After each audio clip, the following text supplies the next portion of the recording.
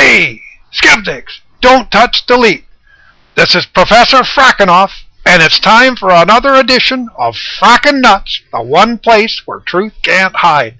Today's topic, politicians. What's with these people? Do they think we're frackin' stupid? Think about it. They only want one thing from us. That's right, one thing. Our vote.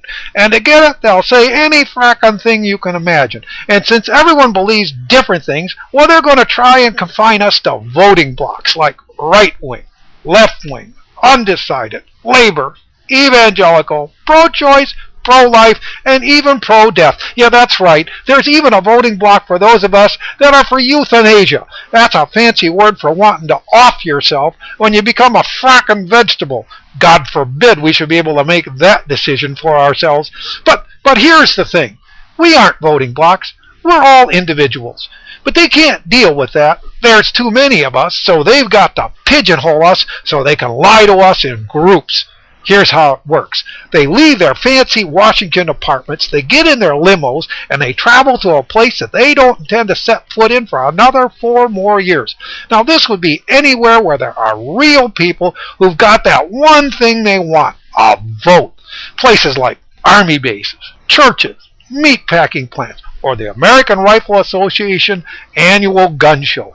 That's right, they all love guns. That is, until they go to a PETA convention, then they love animals. And once they get there, they give a speech that's just packed full of bullshit written by somebody else, a professional speechwriter whose job it is to make something come out of their mouths that will get you to give up the one thing that they need, the vote. You know, it's a lot like sex. You'll feel all fresh and clean until you do it. Then, after you do, well, you're just another hoe. You know, Aristotle said that all creatures are sad after sex. I always feel like that after I vote. I have to go home and take a shower just to wash the verbal jism out of my head. Anyway, the politicians leave their nest and they go to these different places saying things that they don't believe, thinking that we're so frackin' stupid we won't connect the dots. They're going to tell us they believe in gay marriage, but butt fucking's a sin.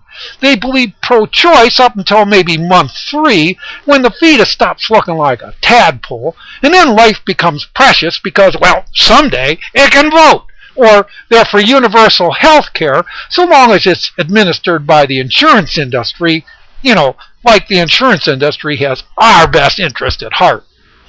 It's all a pack of lies.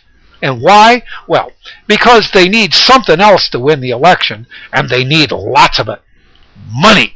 You see, they don't need money from you because they're going to get your money once they get in office. That's what the tax thing's all about. No.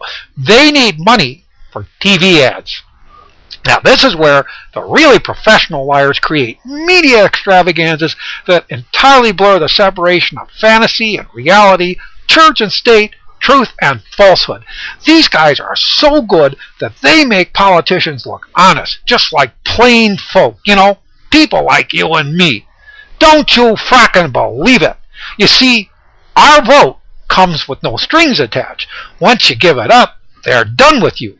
They won't be back for 4 years, but the money they're taking from big business, these guys will be back. Like when it's time to fulfill their promises to you on the things like health care, Social Security, global warming, balanced budget, on and on. That's when big business shows up and calls their markers in. And then what do we get? Frackin' nothing.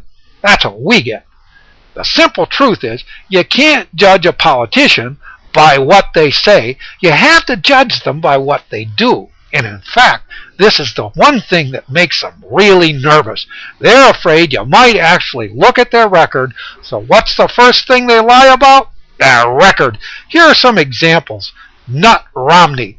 Now, he thinks that you just might be nervous about him belonging to a religious cult of nutbags that wear magic underwear, worship extraterrestrials, and think that Afro-Americans are devils.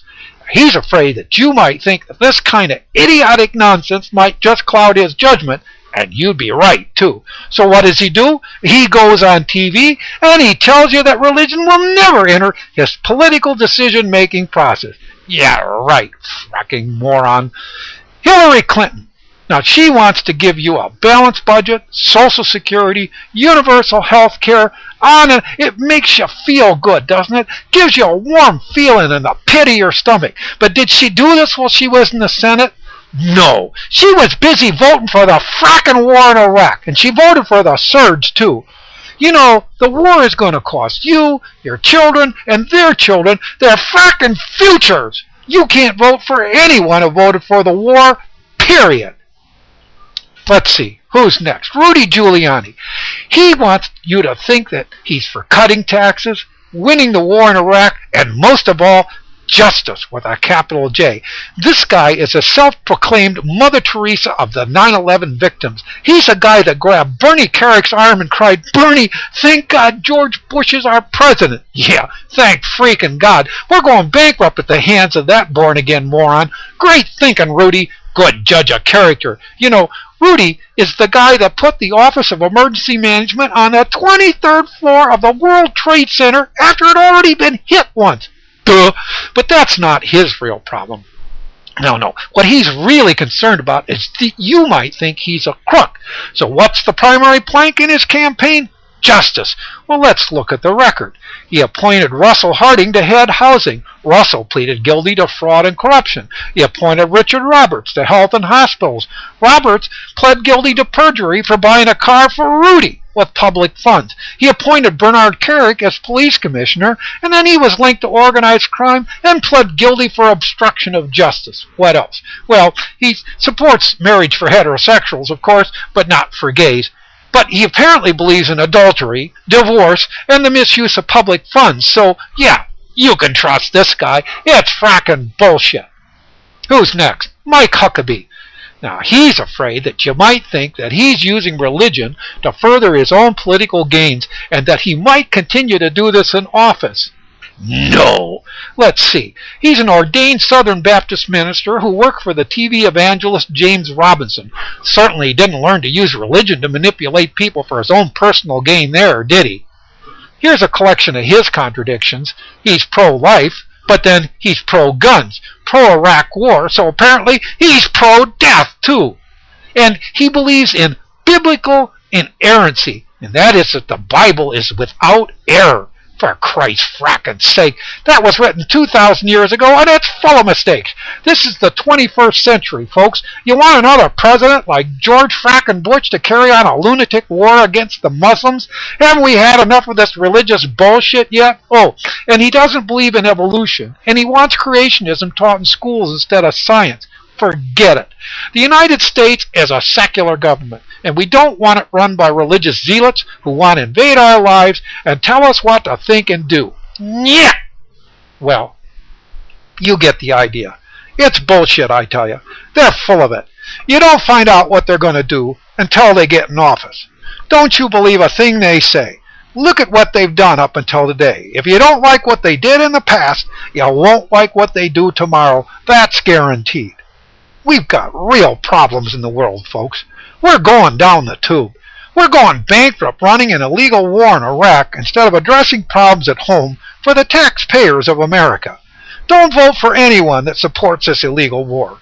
Don't vote for anyone in the pocket of big business, and don't vote for anyone that wants to stuff their religion up your butt. Politicians, don't believe them. If they tell you they're telling the truth, they're lying. And if you believe them, well, you're fucking nuts. Well, that's all for today. But you come back tomorrow because there's plenty of frackin' nuts on the tree.